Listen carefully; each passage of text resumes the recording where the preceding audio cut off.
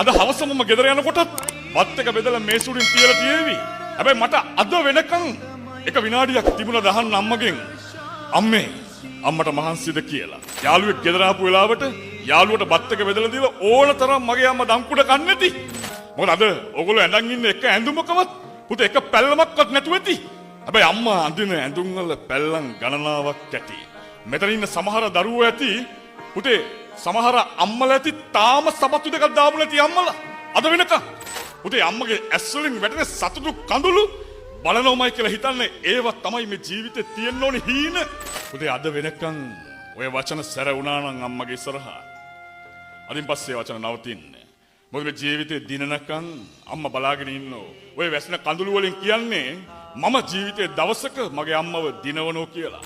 අර විශ්වවිද්‍යාලේ ගේට්ටුව ළඟට මගේ අම්මා එයි එක දවසක අම්මට තියෙන හොඳම ඇඳුම ඇඳගෙන අද මේ මගේ ළඟ ඉන්න නරක යාළුවා මේ ජීවිතේ වැරදුනාට පස්සේ නෑ පුතේ අර උදේ පාන්දර එනවර තැඹිලි ගෙඩිය කපාගෙන පරණ වතුර බෝතලයකට දාගෙන ඒ තැඹිලි වතුර ටික අරගෙන අම්මා එනවා පොලිසිය ගේට්ටුව ගාවට පුතාව බලන්න.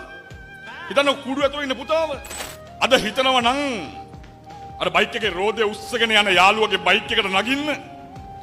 පුතේ මේ වචන නෙවෙයි කියන්නේ. අද අම්මලා 100 ගණනක් පුතාලගේ පෙට්ටි පෙරලගෙන අඬනවා මලකෙවල් වල.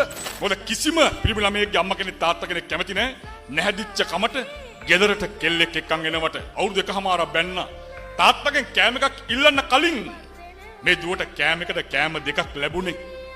අද කන්න නැහැ. අද කෑම එකක් ඉල්ලනකොට ආදරවන්තයෙක්ගෙන් ලැබුණේ කණේ පාරක්. අවුරුදු එකමාරක් ගත වෙනකොට පුංචි දරුවෙකුත් හම්බ වෙලා ඒ පුංචි දරුවට දෙන්න අද කිරිනේ කිරි පැකට්ටක් ගන්න සල්ලි නෑ. මතක් වෙනවා තාත්තා එකින් එකට කිරි පැකට් ගෙනල්ලා දුන්න විදිහ මේ දුවට. මොකද ඔබ ජීවිතේ දිනපු දවසට තාත්තා කවදාවත් කියන එකක් නෑ පුතේ මට සරමක් ගෙනල්ලා දෙන්න කියලා. තාත්තා කවදාවත් ඉල්ලන එකක් නෑ පුතේ මට ෂර්ට් එකක් කරන් දෙන්න කියලා. හැබැයි තාත්තා ආසයි එක දවසක මගේ දුව මේ ජීවිතේ ඉස්සරහටම ගිහිල්ලා ඉන්නව බලන්න. මේ අඬපු කඳුළු වස්සෙන් මේක දරුවෙකුටවත් බන්ධනාගාර බිත්ති 4ක් ඇතුලේ අඬන්න වෙයි කියලායි. කවදාවත් නැහැ. මේ බිත්ති 4 ඇතුලේ අඬන මිනිස්සු කවුරුත් යාළුවන්ගේ නම් බිත්තිවල ලිව්වේ නැහැ.